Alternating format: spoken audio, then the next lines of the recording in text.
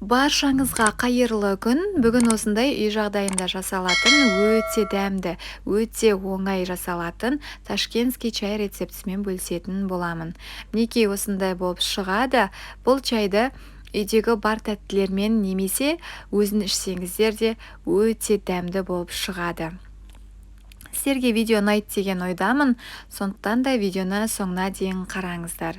Және де менің каналыма жазылып, оған лайк басуды және де ең астындағы қоңырауша белгісін басуды ұмытпаңыздар. Сіздерге ұнайды деген ойдамын. Енді ол үшін бізге 3 тілім апельсин, лимон, нават, мята және де бір қара шай, бір көк шай қажет болады. Және де осындай стеклянный заварный чайнигімізге осыларды біртіндеп салып шығамыз. Яғни лимонымызды, апельсинімізді, мятымызды, наватымызды саламыз. Наватты өздеріңіздің тәттіні жақсы көрулеріңізге байланысты саласыз. Біреуін де салуға болады. Мен екеуін салып жібердім.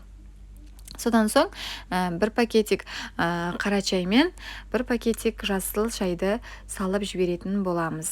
Негізі бұған жаңағындай жапырақ шайды салсаңыздар болады. Менде осындай пакетик чай болған соң осыны салып жібердім. Енді осының үстіне қайнап тұрған суымызды құямыз. Содан соң бетін жауып, оны 3-4 минутқа қойып қоятын боламыз. Содан кейін мінекей чайымыз дайын болды, өте дәмді болып шығады. Көргендеріңізге рахмет.